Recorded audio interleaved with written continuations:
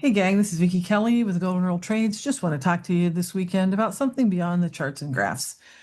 So, I'd like to talk to you about making good decisions. We had this week an opportunity to make a decision that would have had far-reaching consequences. We had set out some steak that we were thawing in the fridge, and one thing led to another. Life got in the way, and we forgot about it. We pulled it out of the fridge, and we had a decision to make. Were we going to cook it or not? Now, there's lots of different ways we could have made that decision. One of them was, how much did we pay for it? How expensive was it for us to throw this away or to cook it? What would we be wasting if we did? The other one, which actually ended up winning the day, was, what happens if we're wrong? What are we risking if we're wrong? We knew what we risked to throw it away financially. We knew that we would be out X amount of dollars. But if we cooked it and we were wrong, then we were going to pay a much higher price for a much longer period of time if it was bad and we ended up for an entire day or more sick. And so I want to talk to you about how making good decisions and how making bets influences trading. Came across a book by Annie Duke called Thinking in Bets, and reading it was very much a game changer for me. She explained, as a professional poker player, that your job isn't to be right, it is to make good decisions even in the midst of uncertainty. That we can never know exactly what's going to happen when we come to the market. What we can know is how to make the best decision possible, because every trade that you make is a bet. Every trade has to, by its nature, be made with incomplete information. You're never going to know exactly what the market will do next, but what you can control is the quality of the process that gets you into the trade. Think of it like this: a good trade with a good setup that fits your rules is a good bet, even if it loses. A bad trade taken out of boredom or FOMO or revenge is a bad bet, even if it wins. It's not the outcome that determines if it is a good trade or a bad trade. It is the process that you use to decide whether or not to take the trade. Most of us flip that around. We judge ourselves by the outcome. We think, well, I won, so I must have done something right. Or I lost, so I must have done something wrong. But that is outcome thinking. It is a trap that Annie Duke tells us that we can't fall into. Winners don't think in outcomes, they think in probabilities.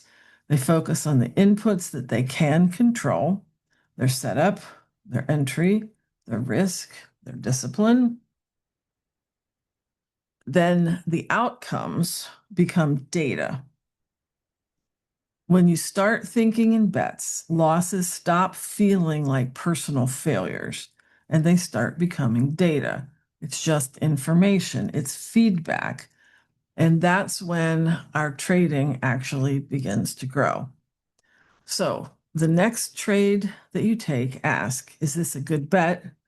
Is this a decision I'd be proud of, regardless of the outcome? That's the only thing that you can control, is before you place the trade. Am I making a good decision based on what my setup is, my entry, my exit, my stop loss, not what the outcome might be?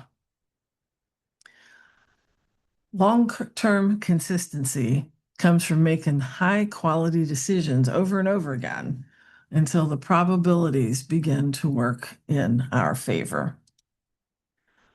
That's the mark of a professional, and that's how we build a future that we could count on. So, as you approach the markets on Monday, think in bets. not in outcomes.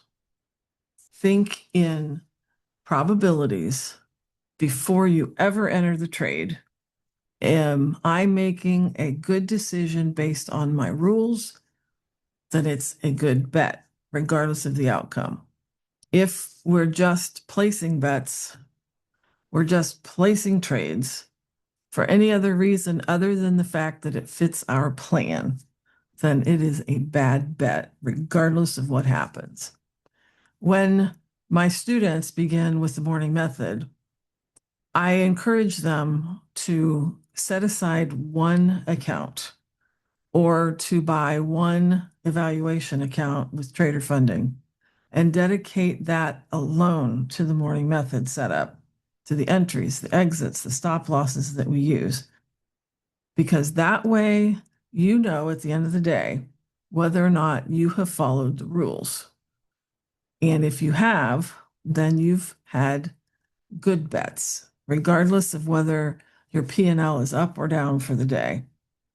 And then by the end of the month, when we've been through an entire 30 days of the live trading room, you can look back and evaluate how well the method did and how well you did with the method.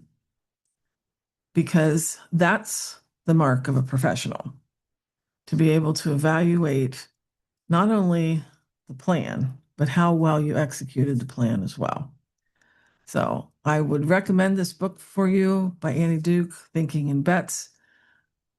Find it, read through it, listen to it on Audible or audio, and see if it doesn't help you become more consistent in your trading and well on your way to having the marks of a professional. So stay safe out there and good luck trading.